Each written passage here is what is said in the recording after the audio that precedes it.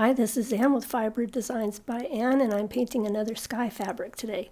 I'm wetting the fabric. I'm using my smaller frame that has tacks, and there's a video on my channel for how to make this small frame. It's a little bit too big for the picture here, but I'll try to slide it down so you can see it. But the main painting will be in the lower part. So I've put my fabric in the middle there and spritzed it with water just to sort of give it a start to stretching, because that will stretch it a lot. And then I use a cork, and I could start in every corner, but I just kind of do it however you feel like doing it. And I pull it and try and line it up pretty straight. And I use this big, happens to be a champagne cork, and I push the fabric down over the tacks. And I continue to stretch it. I could get it wetter, and I will, after it's all on, I will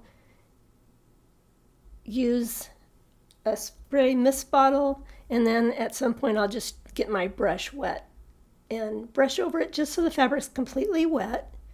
Not wet, completely damp. If it's too wet, then the paint gets too thin, and that's no good.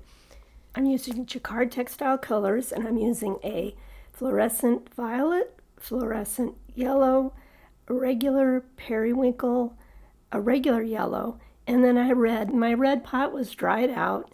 I'm going to start by putting a little water in a container, and I'm going to start with a periwinkle, and I start up at the top, which is normally the darkest part for me, and then I move down. After I thin this, I decide it's a little too light, and so I will use the color straight without adding any water to it. And sometimes I'll use my brush dry, and sometimes I'll use it wet. If I'm using a dry brush, my paint's not going to go as far, blend as far, bloom as much, have a little bit more control. If my fabric is dry, you probably know this if you've seen my other videos, the paint, once I hit the paint to the fabric, dry fabric, that paint's not going to go very far. So I have less control or more control. I don't know. It's just really one of those things you need to experiment with and see how it works for you. I use cheapy natural bristle brushes. I like them when they're a little bit old and used because they spread out a little bit. But again, it's one of those things you just need to get the materials and try them yourself. I use a fine cotton fabric. This is the fabric that batiks are made on. So it can be called Pima. It might be prepared for dyeing, which isn't always this fine a fabric. But again, I suggest trying any fabric that you like to try. It really just takes doing it, just getting out there, not being afraid. It takes very little paint, so it's a fun project to do. Now I'll just put on some music and let you watch as I paint.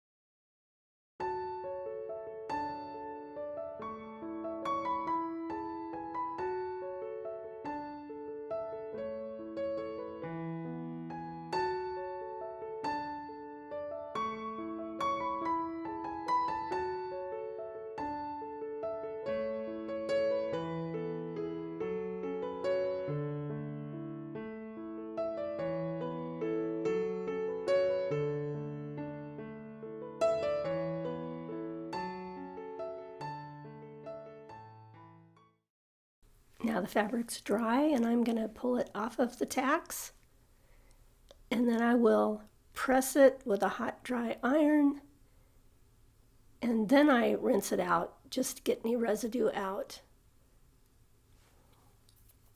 and then I'll press it again.